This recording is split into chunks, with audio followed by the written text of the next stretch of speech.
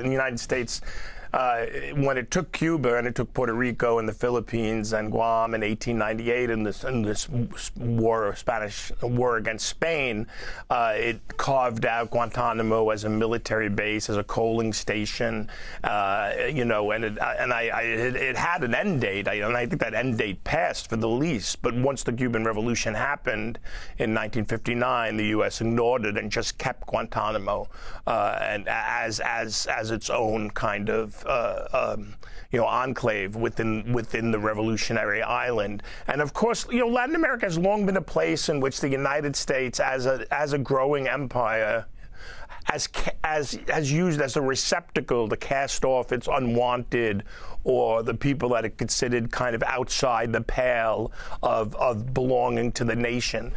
Prior to the Civil War, many people thought that the United States could avert a war over slavery by basically sending all its free people of color to Latin America, to Central America, to Mexico, to Panama, to Haiti, as a way of lessening racial tensions that of course didn't happen.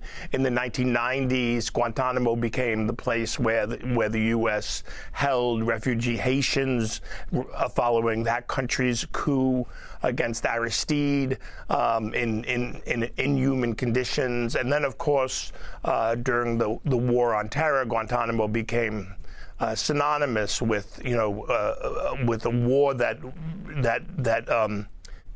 legal categories could no longer kind of organize, right? So there was no term for these prisoners who didn't belong to any, or we weren't fighting their nations, we were fighting them. So it came up with enemy combatants, and Guantanamo became the place in which they were housed. So there's a long history of this, of course, and yes, it's on the island of Cuba, and the irony of that, since Cuba is one of the few countries that have long resisted U.S. militarism.